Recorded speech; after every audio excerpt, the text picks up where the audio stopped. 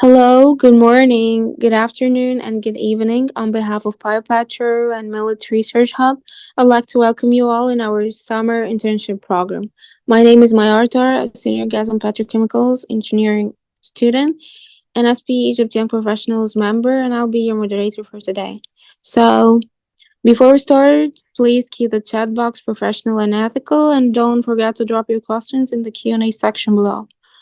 So without further ado, let's welcome Dr. Sherif Fakher, who will give us a session in the fundamentals of blue hydrogen.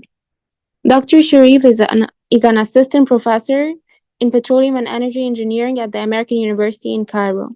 He holds a bachelor's degree in petroleum and energy engineering from AUC and a master's of science and PhD in petroleum engineering from Missouri University of Science and Technology.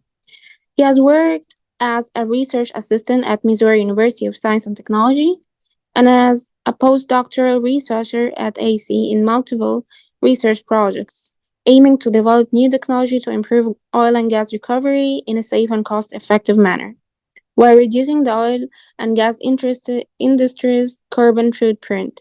His research resulted in the publication of more than 40 technical papers and multiple awards worldwide. Thank you so much, Dr. Sharif, for coming today, and the mic is yours. Okay, thank you for the introduction, Mayar. The goal of the presentation is to sort of build an idea about blue hydrogen, and then sort of take you from the fundamentals to the next lecture, which is going to be next week, to talk about the actual power, the actual way of producing them using two methods, which is steam methane reforming or methane steam reforming and autothermal reform. So today, hopefully, what you'll get out of the lecture is what is hydrogen, what is blue hydrogen, and what are the things that we look at before we start actually designing the process to produce the hydrogen itself. Hopefully, this is this is going to be what we'll get out of the presentation. Okay, so the outline of the presentation itself, we're going to talk about hydrogen colors, so the whole spectrum of hydrogen, and then we're going to be focusing on the hydrocarbon-based hydrogen, which is the brown and black, the gray, blue, and the turquoise. From there, we're going to start talking about what are the sources for the blue hydrogen. So how can we generate it? What are the different sources that we can use? And then we're going to talk about the blue hydrogen chemistry, market, and finally, is it actually a clean process, or is it still environmentally damaging or not? Okay, so the first thing to start with is something quite interesting, which is what is hydrogen? And actually, the answer to this is very easy. It comes from the naming of the word itself. So hydrogen comes from two words, which is hydro and gen. Hydro meaning water, and then gen meaning forming. So it was actually named water forming from the first time they actually produced it. And they found that when it burns, it produces water. And this is why they called it hydrogen, water forming. So it's colorless, it's odorless, and it's tasteless. I don't know who tried to taste it, but that's what the literature says. So it's tasteless, it doesn't have any taste, apparently. It's not toxic, but it is highly flammable. So if you burn it, it produces this distinct blue flame. And this is what usually tells that we have hydrogen burning. It can exist in any kind of form, not just the gas, although it is very, very difficult to liquefy. It requires very, very low temperatures, cryogenic temperatures, in order for it to exist as a liquid. Again, it was first produced artificially, and it was called hydrogen because when it burned, it produced hydrogen, water. So that was the naming. It was called hydro from water and gen forming. Now, if you look at it in the periodic table, you'll find it exists as the first element. And of course, everybody knows this. But the interesting thing is that if you look at the periodic table itself, you'll find that it's divided into basically metals. So you'll find alkaline earth metals, alkaline metals, metalloids, reactive nonmetals, things like that. And then you'll find things that are classified in the, or elements that are classified in the periodic table as non-metals. And then you have the special classifications like the lanthanides and the actinides. So hydrogen is classified as a reactive non-metal. So it reacts with other elements, but it's not in itself a metal. The interesting thing here is that hydrogen is the first element in the periodic table, meaning that its molecule is very, very small. Now, this is a very important piece of information because since it's very small, it can pass through very small or very narrow pores, which makes it quite challenging to store, and it also is highly reactive with some forms of metals, which makes it very difficult to transport through pipelines on its own. It causes what's called steel-induced cracking. So it actually affects the steel itself. So it's very difficult to transport on its own, which makes it, again, quite tricky to create sort of pathways for it or channels through which we can transport it. Although there's a lot of research right now on transporting it in already existing hydrocarbon pipelines with a specific percentage of natural gas to avoid damaging the pipeline itself. Hydrogen in itself is classified as what we call an energy carrier, which means that it is not an energy source, but it carries energy or it transforms it from one form to the other.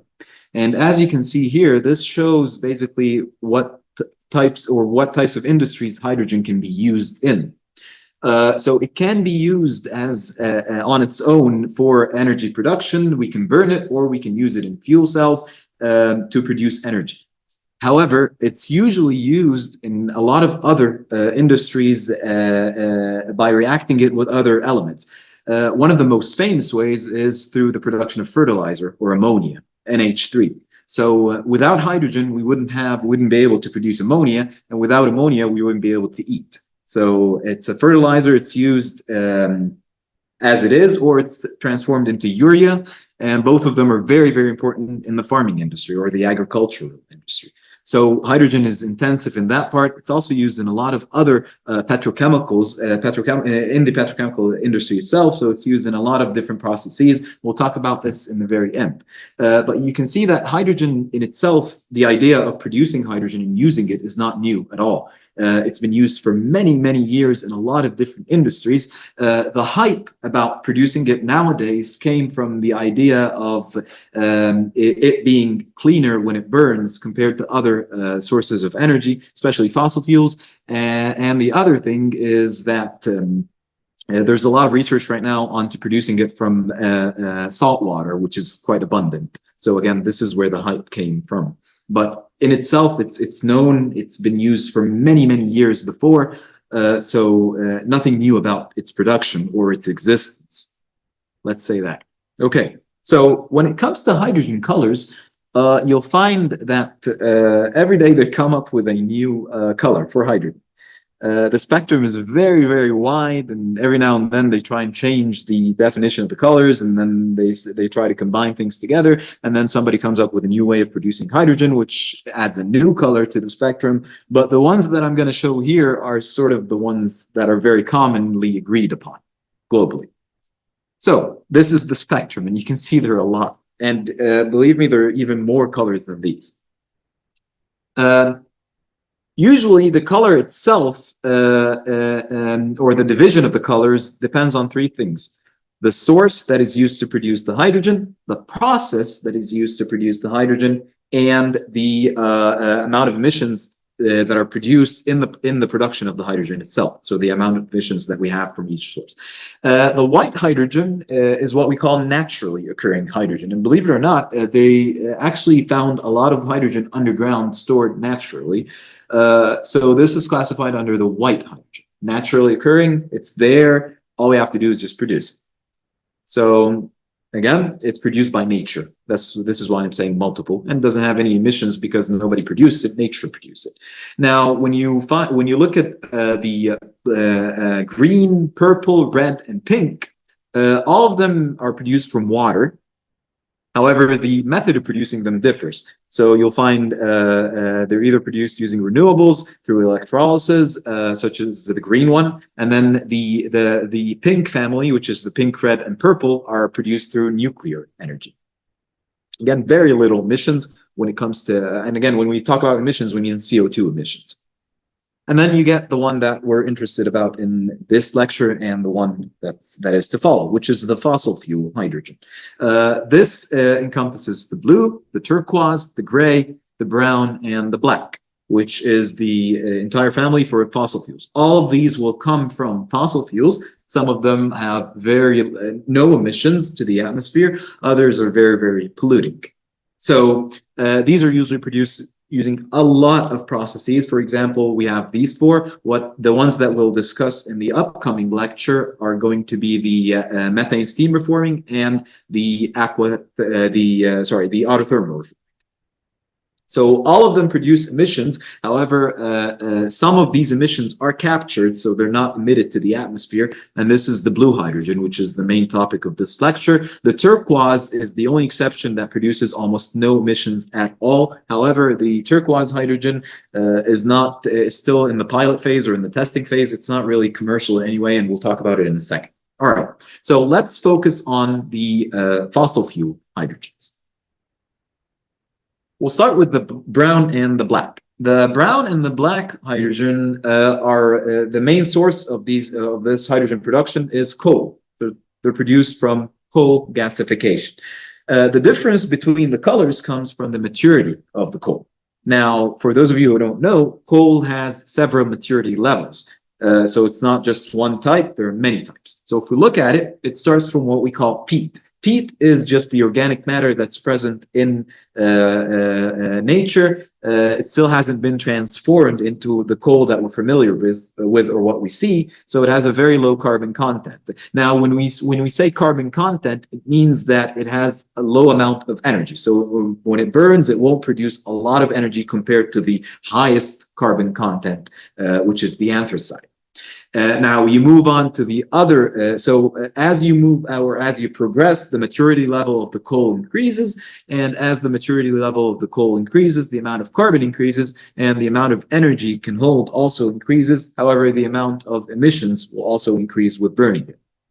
So we move on to lignite. Lignite is the classic, if you're burning lignite, or if you're using lignite, to produce hydrogen, then you're producing what's called brown hydrogen. So lignite is the least mature of any type of coal. So it has the lowest carbon content, but it also produces the least amount of energy.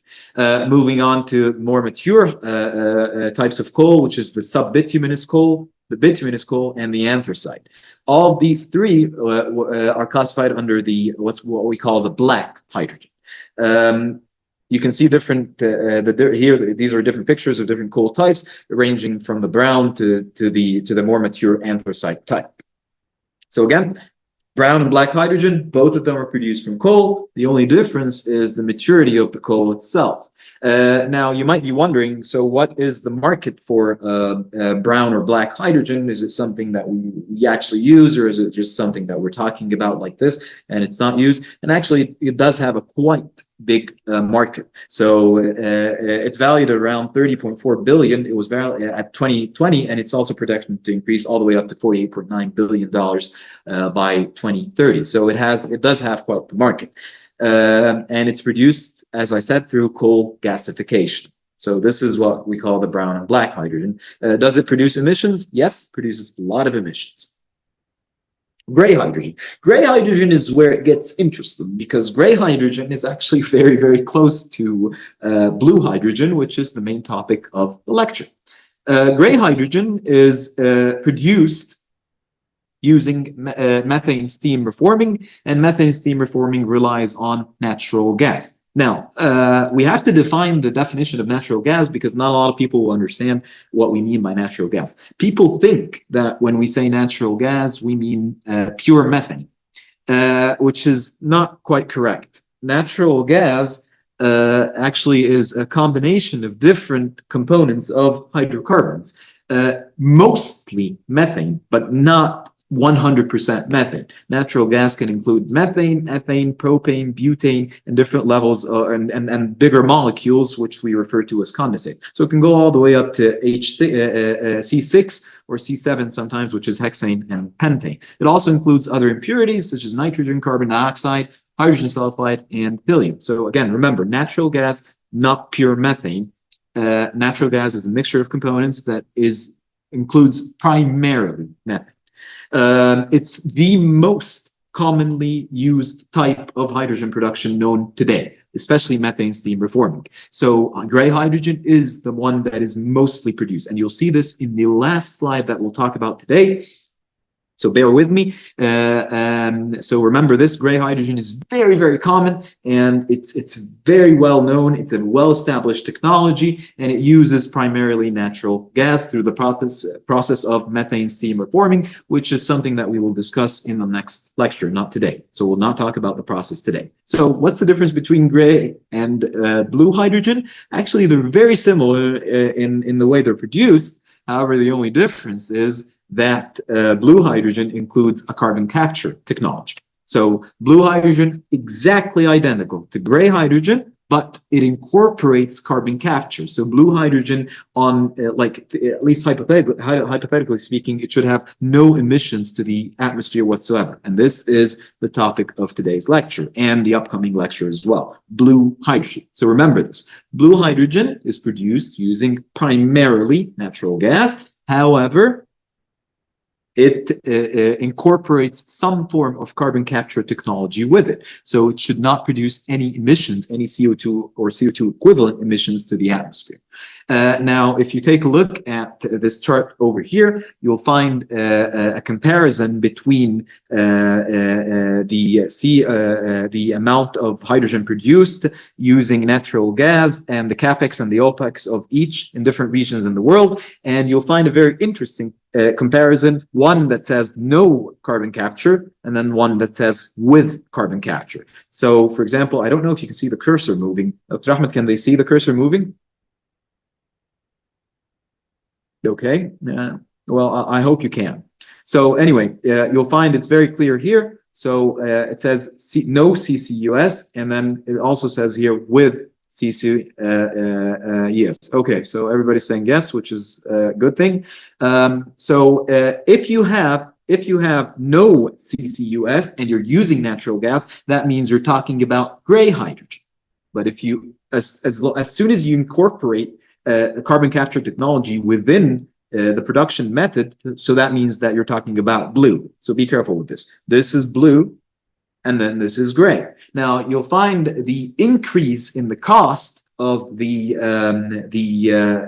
blue hydrogen is not included in the natural gas cost itself, but it actually is included in the operating cost and the OPEX and in the capital cost. The reason behind this is that you have to include a facility or at least something within the system that can capture the CO2, which increases the CAPEX, the capital costs of the plant, and it also increases the operating cost because you will have now part of the facility that operates in order to capture the CO2. So yes, it is a little bit costly. However, it is much, much cleaner when it comes to blue hydrogen compared to gray hydrogen. So you have to think about it not just as a cost-benefit analysis, but also incorporate the part where you're becoming environmentally friendly. Now, a big point that I want to talk about here before we move on is, and because this is a big part of my own research, is the CCUS technology. I want you to understand, and this is very, very important, that the carbon dioxide that is captured does not go to waste. So the carbon dioxide is not a waste material. It is actually a commodity. It has a price. So even though you're paying more money to capture the CO2, there is a huge market for the carbon dioxide. So you can sell it to other people. So again, it ranges all the way from the soft drinks to fire extinguishers, all the way to petrochemical industry. Again, it's used in a lot of different processes. So carbon dioxide is a commodity. So selling the CO2 can actually offset the difference in the price. I wouldn't say it would offset it completely, but it would at least actually sort of result in a reduction in the overall cost of the blue hydrogen if you're selling the portion of the CO2 that you're capturing in the process. So again, remember this, blue hydrogen, exactly identical to gray hydrogen. The only difference is that it incorporates some form of CCUS in the process. All right. So let's move on to the final one, the turquoise hydrogen. Again, turquoise is sort of a theoretical thing. It's not really applied in real life, at least to my knowledge, and it relies on what's called pyrolysis or methane pyrolysis. Now, for those of you who don't know, pyrolysis is the process of, I wouldn't say burning, but it's heating up in the absence of oxygen. So in order to burn anything, you need a source of energy, or you need at least a source that will initiate the reaction, and then you need oxygen. So without oxygen, things won't burn. The easiest example is a candle. If you cover the candle with a cup, it'll stop burning because it needs that oxygen. So pyrolysis is the process of burning in the absence, or the heating in the absence of oxygen. So when there's no oxygen, things don't burn. They actually transform into pure or into pure solid carbon, which is this process here. So it converts the raw material. It doesn't have to be methane, by the way. It can be any other type of organic material. So it transforms this organic material into hydrogen and not CO2 emissions, because there is no oxygen. So the carbon will find no oxygen to react with, so it won't produce any kind of carbon dioxide, but it will actually produce solid carbon. Now, why is it not applied in real life? Well, the problem is that pyrolysis itself is a very energy intensive process, so it's very, very costly to produce it. However, the good side is that it doesn't produce any CO2 emissions. So if we can find a way to reduce the cost of turquoise hydrogen, it'll be one of the best methods in terms of hydrocarbon or fossil fuel based hydrogen production. So these are the different types of fossil fuel based hydrogens. At least this is the spectrum. We didn't, of course, cover everything in the world, but we're trying to move very quickly. And again, we're giving sort of an overview, not really a detailed description of each. Now, from here on, we're going to be focusing on blue hydrogen production. So any kind of fossil fuel production, theoretically, hydrogen production can theoretically be produced from any type of fossil fuel. Fossil fuels, of course, are very broad, but I'm trying to categorize them into three different categories, or three sort of broad categories: oil, coal, and methane. Sorry, natural gas, sorry. So if we talk about oil is slightly complex in structure, includes a lot of different components. So again, you have many, many components in crude oil, which makes it a little bit complex to predict what's going to happen. So there are hundreds of reactions that can happen during the process of conversion, which makes it a little bit complex. And it has a larger molecule, which means it'll become more energy intensive when you produce it. Coal, as I said, it requires gasification. It is the most polluting, and it falls under the umbrella of brown and black hydrogen. Natural gas is the simplest structure, especially that it's composed mostly, as I said, of methane. It's the easiest one to produce, and it has the smallest molecule, which means it's easy to deal with in terms of chemical reactions and things like that. Now, if you look at this slide, you have to understand that production of hydrogen from fossil fuels is chemistry intensive. There are a lot of things that you have to take into consideration. At what temperature should I run my reactor? Or my reforming method, or like, for example, the MSR includes two basic reactions. The reforming reaction and the water gas shift reaction. So at what temperature should I run these reactions is something. What happens during the reaction? How can I control the reaction? How quickly is the reaction proceeding, and how slowly is the and why is at some point will my reaction stop? All of these are things that I have to take into consideration, and all of these require fundamental understanding of chemistry. So we have to talk a little bit about chemistry. Now, I promise it won't be like super chemistry intensive, and I'll try to make it as easy and as simple as possible. And again, it's not a chemistry lecture, but you really need to understand the chemistry fundamentals behind hydrogen production, especially fossil fuel hydrogen production. When we talk about chemistry here, we're going to be talking about the simplest molecules, which is methane. So we're not even going to be talking about the entire spectrum of natural gas. We're just going to be covering methane. Again, promise it won't be difficult. We're going to be talking on a very, very basic level. There are a lot of things in the upcoming slides that would take on their own an entire lecture to explain. For example, Arrhenius' equation, we'll go through it very, very quickly and very, very easily in a way that would just sort of meet the outcome that I'm trying to show you, which is that you'll fully grasp the idea of how people think when they're producing blue hydrogen, and how the plants themselves, which we're going to be talking, and the processes, which we're going to be talking about next lecture, are designed. So how did people come up with, let's run this reaction at this temperature? So why didn't they run it at a higher temperature? Why didn't they run it at a lower temperature? These are things that you really have to think about when you're thinking about hydrogen production. All right, so let's start with the simplest thing. How does a chemical reaction occur? Now, I want you to imagine yourself standing in front of a wall. And this wall is creating a barrier, and you want to cross the barrier. So you want to cross to the other side of the wall. Now, you have a lot of options in order to cross the wall. So let's think about our options. The first option is that you have enough energy, so you're somebody who's very, very athletic, and you have the ability to jump over the wall on your own. So this is the first option. So you're an athletic person, you got a lot of energy, and you ran and you jumped across the wall without any kind of problem. Now, this is one solution. The second solution is that you don't have enough energy. So what you do is you get a source of energy that gives you enough energy to be able to jump through across the wall. So you take, for example, you drink an energy drink. Now, remember, this example is very important. So the energy drink is something that you paid money for. So you went, you bought the energy drink. So you paid money to buy the energy drink. You drank the energy drink. So that means the energy drink is over. You won't be able to drink it again. You drank it once, and it gave you enough energy to be able to jump through across the wall. So the difference between the first example and the second one is that in the first one, you did not need an external source of energy. You, on your own, you had enough energy to jump, to make the jump. The second example is that you paid money to provide what we call a limited amount of energy, or a finite amount of energy that gave you a boost, and this boost gave you the ability to jump across the wall. The third and the final example solution is to break the wall.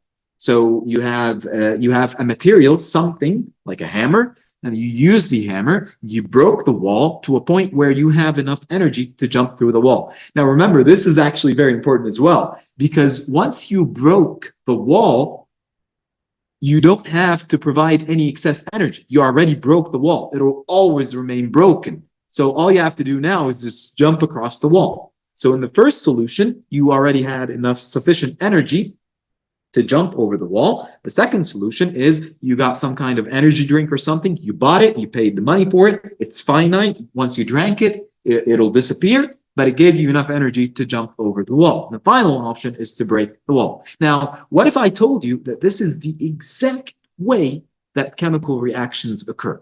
Now, let's take sort of a more professional look at the wall. And this is where we talk about the activation energy. Now, if you look at the plot, you'll find the y-axis is the energy, and the x-axis is the direction of the reaction. So we'll always start at the reactants, or the things that we're reacting together, in order to reach the products on the right-hand side of the barrier.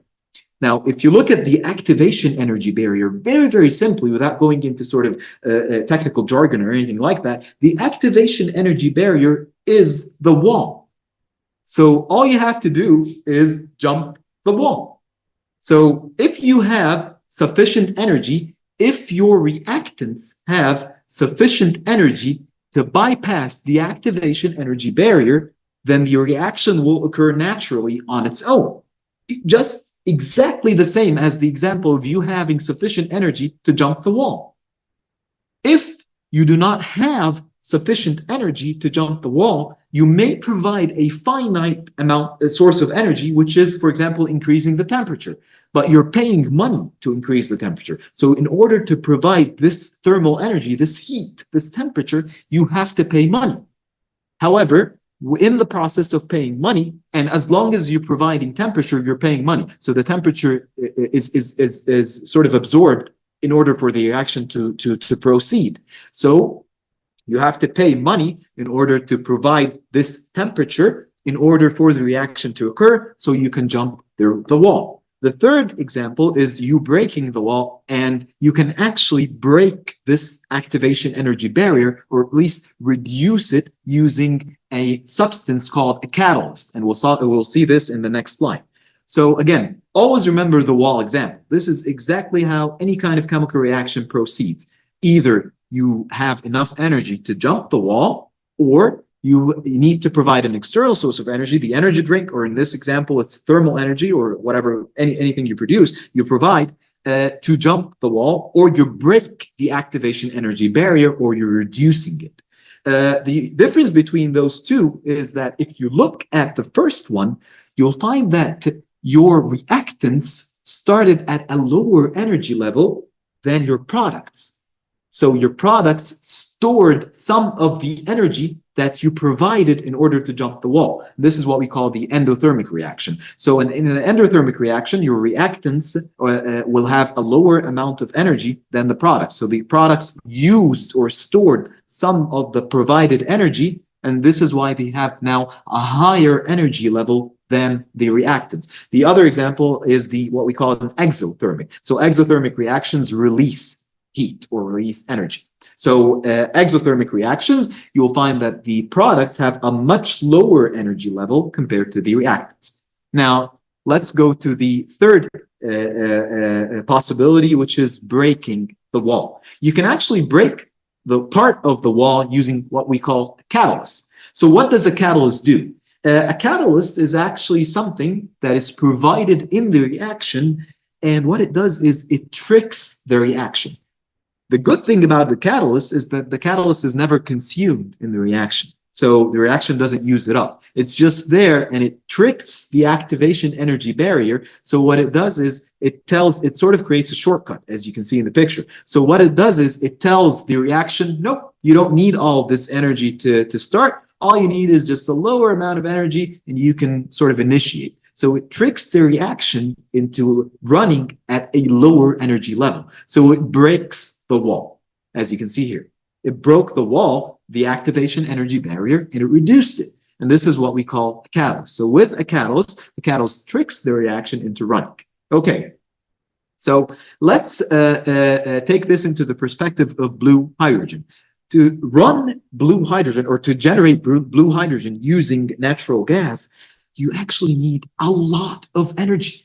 It won't run on its own. It needs a very, very high amount of energy. So in order to sort of reduce the amount of energy required, you have to use a catalyst.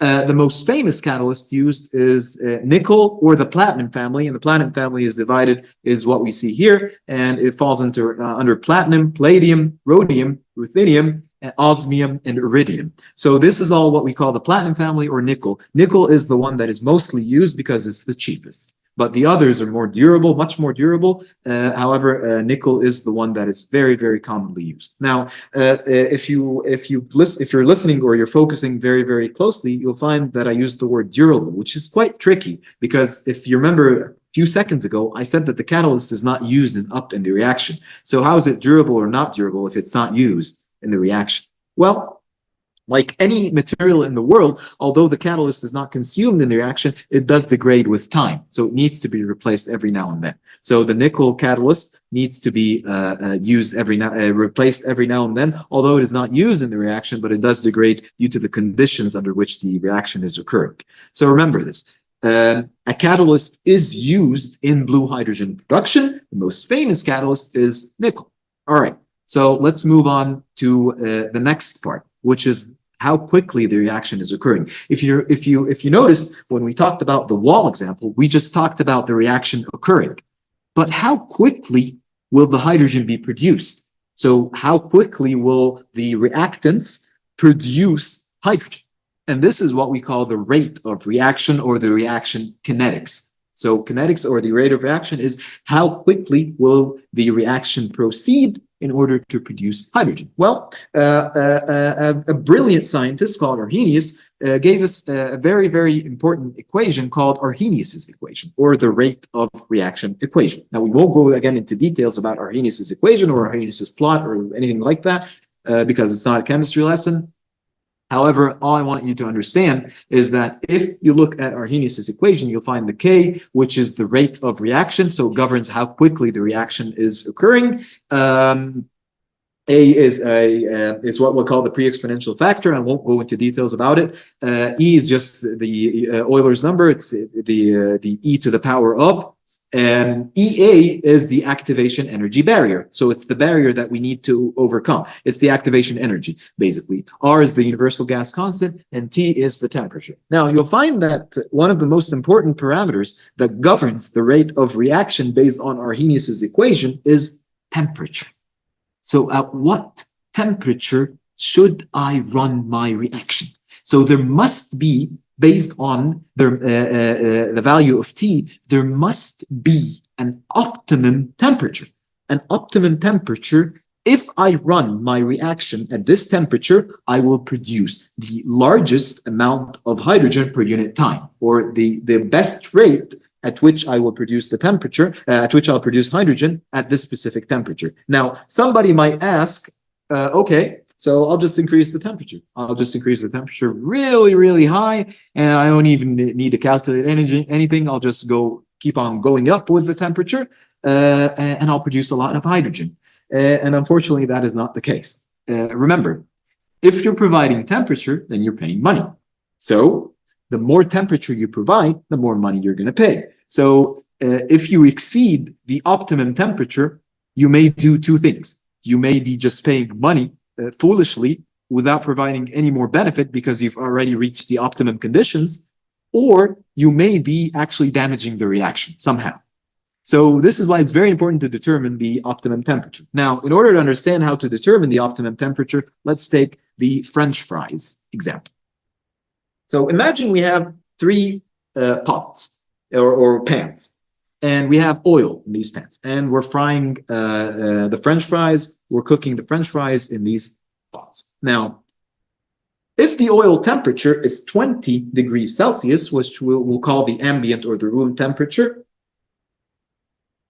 and if the oil is 90 degrees Celsius, and if the oil is at 200 degrees Celsius, we expect to see three different scenarios.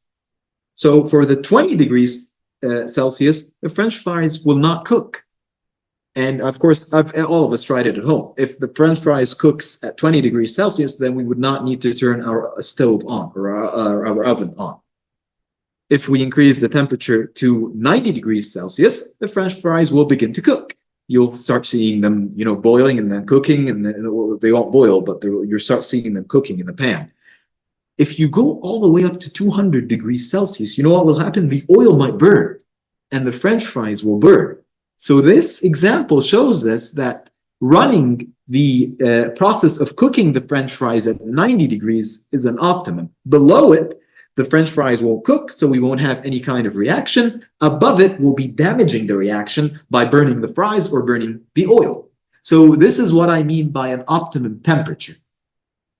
But going back to the same question, how do we determine the optimum temperature? At what temperature should I run my methane steam reforming reaction to produce hydrogen, blue hydrogen? At what temperature should I run the water gas shift reaction to produce the blue hydrogen? And chemistry actually solves this question very, very easily. So if we look again at Arrhenius' equation, we'll find that temperature is our governing factor. And this is where we go to what's called the equilibrium constants. Now, this is a huge topic, so this would require several lectures to understand. I will try to simplify it very, very quickly and explain it in a few minutes, okay? All right, so what is an equilibrium constant? Well, it can be pressure related or temperature related. We will focus on temperature related equilibrium constant. So whenever you run a reaction at a specific temperature, at some point it'll run smoothly and nothing will be changing. So the only way to change the rate at which this reaction is running smoothly is to increase the temperature. Okay, so I increase the temperature. The reaction rate will go up, and then it'll run at this state, at this same rate. Okay, I want to run even at a higher rate. So let's go up with the temperature even more. So for every temperature, there is sort of an equilibrium point, well, where we're going to be running the reaction at this specific rate. So go up with the temperature and you're going to be increasing the rate, and then it will stop at a specific point. Increase the temperature even more, and then the rate goes up even more. Again, I'm trying to simplify it as much as possible. This is quite a complex concept. Okay, so at some point or at some temperature, we will reach the maximum possible rate. Okay, so how do we govern the maximum possible rate? Well, theoretically speaking, the maximum possible rate is the rate at which all of our reactants have transformed into products. Now, the reason I said theoretically speaking is because this will never happen. And the reason is it defies thermodynamics. We never have 100% efficiency, which means we won't be able to produce, to convert 100% of our reactants into 100% of our products. But theoretically speaking, there must be a temperature at which we can do this. Theoretically speaking, again, theoretically speaking, because in real life, we won't be able to do it. Okay, so there is a maximum equilibrium constant or equilibrium value, which we call K max, at which 100% conversion will occur. And this is a theoretical value. So our job as engineers is to try and go as close as possible to K max. So we're trying to move the reaction towards the K max. Exceed the temperature of K max and nothing will happen, or you're damaging the reaction, or to go back to the fries example, the fries will burn. Run close to K max or very near it, and you're producing the optimum conditions. Okay, so again, to take a very simple example is what we call the mango ice cream example. The mango ice cream is formed by combining mango and milk. At some point, mango and milk will form ice cream, which is a specific temperature. Now, raise the temperature, and the mango ice cream will begin melting and forming milk and mango again. Raise the temperature even more, and it'll start melting. But at some point, or at some temperature, all the mango ice cream will melt into milk and mango. And this is the optimum temperature at which you're going to separate the mango ice cream into milk and mango. So we're looking for this temperature in our reformer, or in our blue hydrogen production. Okay, so again, we want to convert 100% of our hydrogen, of our natural gas, into hydrogen, which again is not we can't do it in real life. So it's a hypothetical or a theoretical value because we have losses, but we're trying to reach this value as much as possible. And this is why I say here it's a theoretical value, which is K max. So at K max, we are at the temperature at which 100% of our natural gas has been transformed into hydrogen. Again, I'm trying to simplify it as much as possible. So what we do is, and this is the real deal, what we do is we create a ratio between K and K max. Okay, so for any reaction, K max is a constant. There is a temperature value for any reaction at which, theoretically speaking, 100% of the reactants will transform into products. What we do is we test, we try.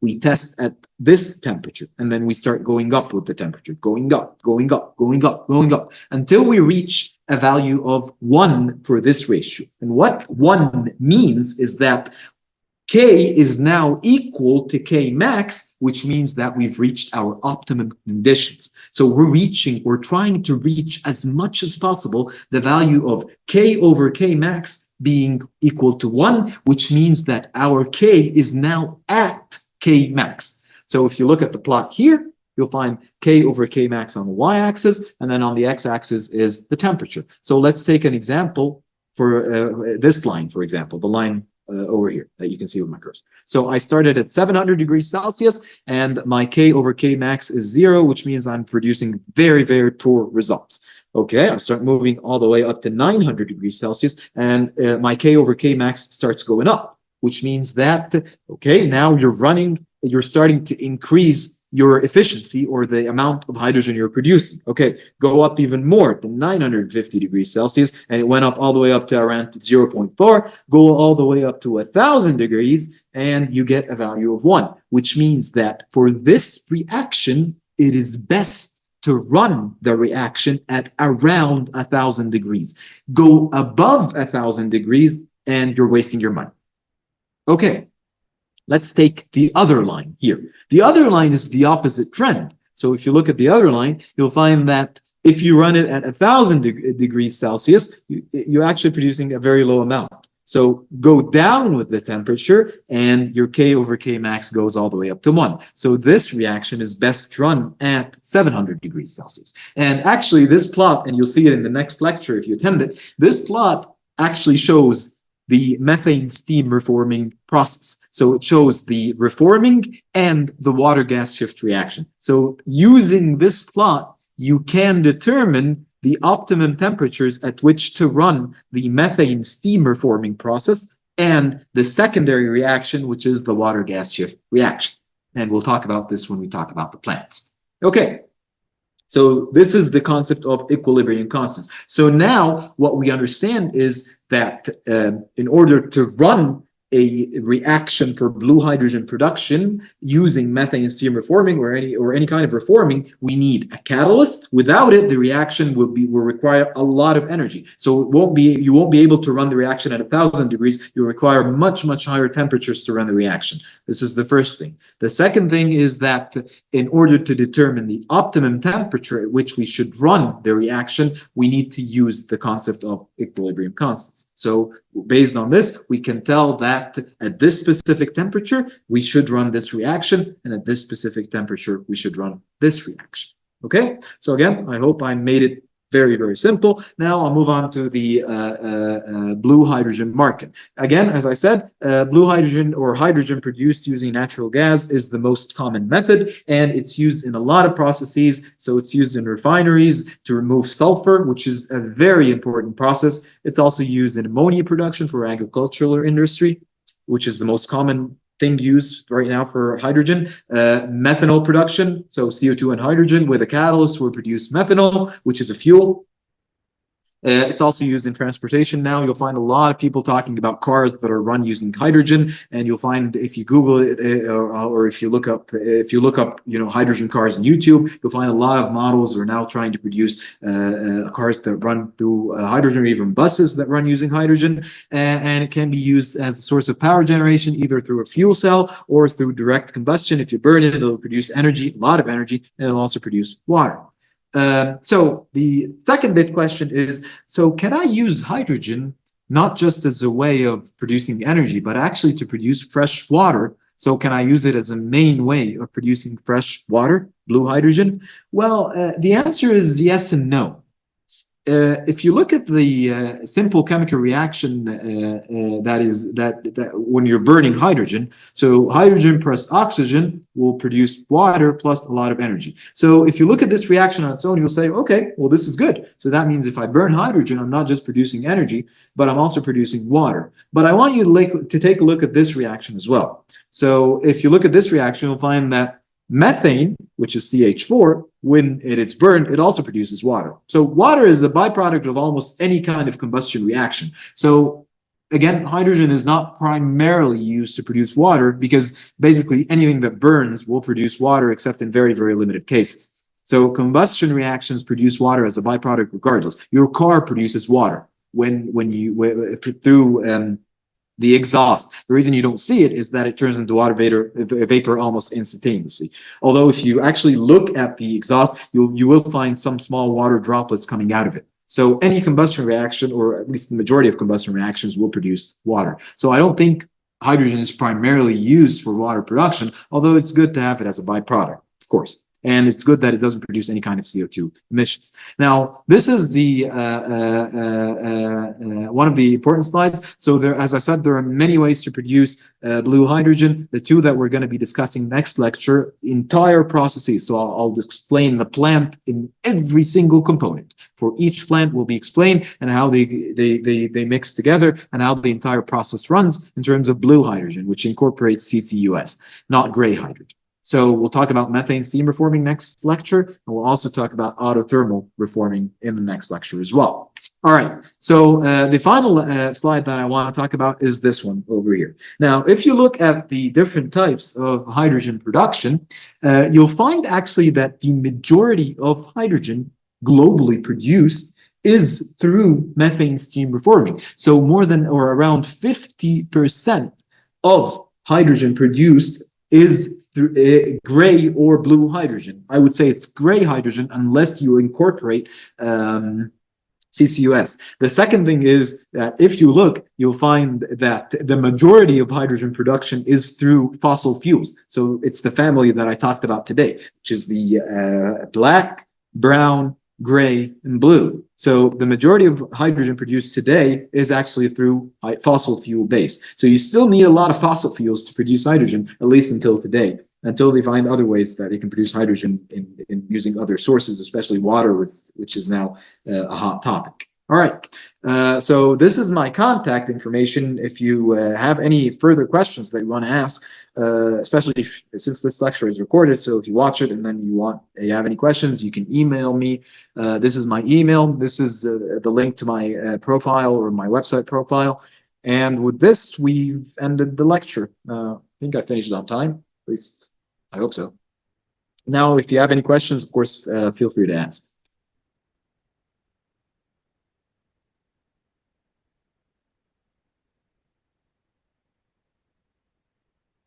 Okay, so I do see a question here. It Thank says, you. what is the Thank you so ratio? much, Dr. Sherif, for this informative session. It was really um, um so so beneficial. Thank you. Thank you. We have two questions. The first one, what is the ratio of hydrogen to CO2 emissions when the coal is gasified?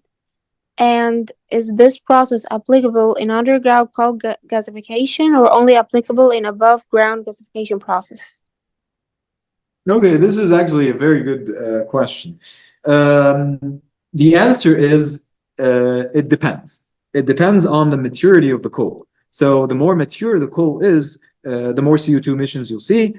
However, the more hydrogen that will be produced as well. So it depends entirely on the maturity of the coal. So there's no fixed amount. And again, if you remember in the beginning of the lecture, I said that coal is classified into 4 different types. I think we can go back quickly to this slide.